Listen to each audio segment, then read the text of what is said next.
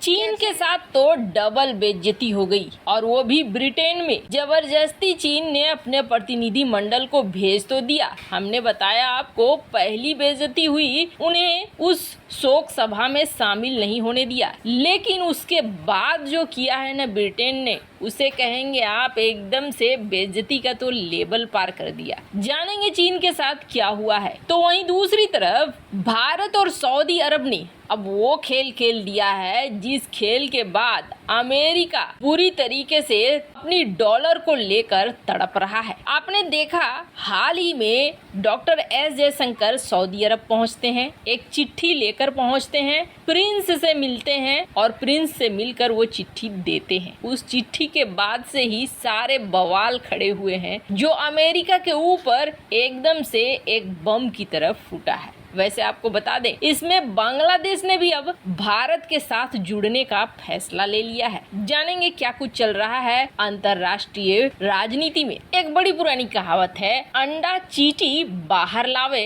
घर भागो अब बरसा आवे। सारी परिस्थितियां खराब करने के बाद चीन ये कोशिश कर रहा है कि सब कुछ पहले जैसा हो जाए। पश्चिमी देशों के साथ भी पंगे लिए और अपना आक्रामक रुख सबको दिखला दिया। इसके बाद ब्रिटेन की जो एयरक्राफ्ट कैरियर दक्षिण चीन सागर में आती थी, उसके पीछे पड़ जाती थी चीनी नौसेना, अभी भी पीछे पड़ती है। और ऐसे तो समझिए आप HMS एलिजाबेथ को तो जैसे खिलौना बना लिया हो चीन ने। कई बार ये भी आरोप लगे कि दक्षिण चीन सागर में जो ब्रिटेन के एयरक्राफ्ट कैरियर या फ्रिगेट्स वगैरह होते हैं, उनको गाहे बगाहे निशाना बना लेते हैं चीनी नौसेना। आखिर इन सारी बेइज्जतियों का कहीं तो जवाब मिलेगा, और वही जवाब अब ब्रिटेन दे रहा है, वो भी दुनिया के सामने इतनी बड़ी बेइज्जती करके। महारानी एलिजाबेथ का अंतिम संस्कार तो हो गया और उनको दफन भी कर दिया गया उनके पति के कब्र के पास। लेकिन इस पूरे घटनाक्रम को चीन एकदम से नहीं भूलेगा। सबसे पहले तो चीन ने प्रतिनिधि मंडल भेजा ब्रिटेन, यहाँ उसने एक पहली गलती की। अब चीनी प्रतिनिधि मंडल को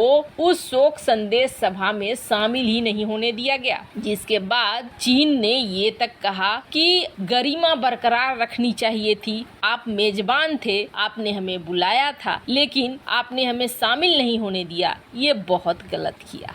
एक बेइज्जती थी, लेकिन इस बेइज्जती के अलावे चीन के लिए सुपर बेइज्जती तैयार थी, जहां शोक पुस्तिका में चीन को लिखने नहीं दिया गया। बहुत ही अपमानजनक रहा। तो वहीं सबसे बड़ी बात यह है कि दुनिया भर के 500 लोगों को, जो कोई मिनिस्टर थे, कोई प्रधानमंत्री थे, कोई राष्ट्रपति थे, उन्हें बुलाया गया था। उन्हें मौका दिया गया कि आप शोक पुस्तिका में लिखें और शोक संदेश दें। तो वहीं इसमें ताइवान को भी बुलाया गया था और ताइवान के प्रतिनिधि को ब्रिटिश सरकार ने अनुमति दी, जिसके बाद ताइवान के प्रतिनिधि ने शोक पुस्तिका में शोक संदेश लिखा। और ये बात चीन को बहुत नागवार गुजरी। चीन ने यहाँ बिलबिलाना शुरू कर दिया। चीन के विदेश मंत्रालय के प्रवक्ता को सामने आना पड़ा। माओ निंग, उसने कहना शुरू कर दिया कि जिस तरीके से ताइवान इस स्थिति का फायदा उठा रहा है, ये बहुत गलत बात है। ये हमारी राजनीतिक रूप से अपमान है और ये बदला नहीं जा सकता है कि ताइवान चीन का हिस्सा है। ताइवान के अधिकारी और राजनीतिक जो योजना लेकर आए हैं, वो एकदम से सफल नहीं होगा, हम सफल होने नहीं देंगे।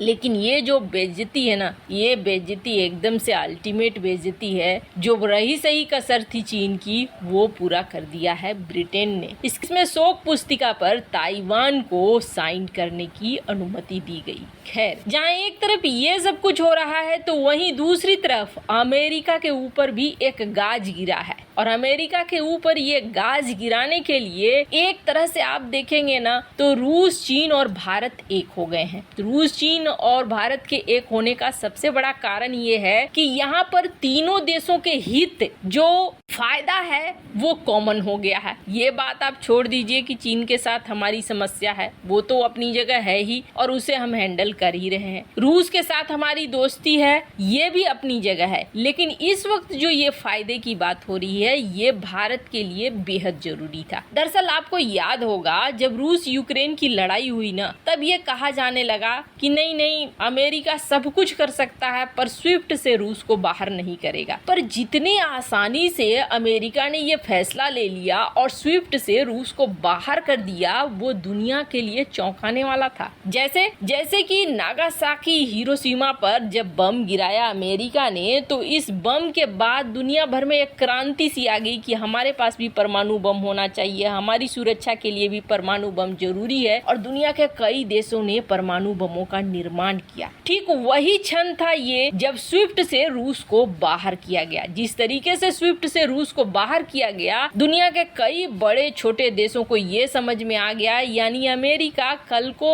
हमारे साथ भी ऐसा कर सकता है। हमारी भी कोई बात पसंद नहीं आएगी तो अमेरिका इसी तरीके से करेगा, हमें बाहर कर देगा। और तब से ही दुनिया के टॉप के देश, खास तौर पर रूस तो मजबूर था, चीन ने भी, भारत ने भी सोचना शुरू कर दिया कि हमें अल्टरनेट देखना होगा। अगर हम अल्टरनेट नहीं देखेंगे तो कल की डेट में एक तो जैसे कि फॉरेन रिजर्व रूस का अमेरिका ने फ्रीज कर दिया, डॉलर से बाहर कर दिया, स्विफ्ट से बाहर कर दिया, कुल मिलाकर रूस को पूरी तरीके से प्रताड़ित कर दिया, तो हमारे साथ होगा तो हम कैसे करेंगे हैंडल। अभी सारी चीजें ठीक है तो हम इसे हैंडल कर सकते हैं। अब भारत ने रूस के साथ तो रुपए और रूबल का व्यापार करना शुरू कर दिया, ये मजबूरी थी कि रूस के ऊपर प्रतिबंध लगे, लेकिन भारत के लिए एक मौका था कि रूस के साथ ये काम शुरू हो गया। अब सबसे पहले तो भारत ने बांग्लादेश के साथ शुरू किया। इस बांग्लादेश से अपने व्यापारियों को कहा है कि आप टका और रुपए में व्यापार करें। रुपए भारत का है और टका बांग्लादेश का है। अब ये खबर बांग्लादेश के बैंकों तक भी पहुंची है। वैसे आपको बता दें, हमने आपको बताया था कि बांग्लादेश ने डॉलर को हटाने के लिए चीन के युआन तक से समझौता कर लिया है। तो अब भारत के साथ भी इसी तरीके का समझौता बांग्लादेश ने कर लिया, यानी हम एक कदम आगे बढ़ गए अपने पड़ोस में। लेकिन अभी और भी कहानी बाकी थी और ये तगड़ी वाली कहानी थी। आपको याद होगा हमने आपको बताया था डॉक्टर एस जयशंकर पहुंचे हैं सऊदी अरब एक खास चिट्ठी लेकर पीएम मोदी की, और वो खास तौर पर प्रिंस से मिले। ऐसा नहीं है कि सिर्फ अपने काउंटर पार्ट से मिले, वो प्रिंस से मिले। प्रिंस को उन्होंने पीएम मोदी की वो चिट्ठी दी, और उस चिट्ठी के बाद और डॉक्टर एस जयशंकर की मुलाकात के बाद पहुंचते हैं पीयूष गोयल। और पीयूष गोयल जो कि हमारे ट्रेड मिनिस्टर हैं, वहां पहुंचने के बाद एक बड़ा खुलासा कर देते हैं। पीयूष गोयल ने ये खुलासा कर दिया कि सऊदी अरब और भारत रुपए और रियाल में व्यापार करेंगे। इसके अलावे यूपीआई सिस्टम को भी यहाँ पर लगाया जाएगा,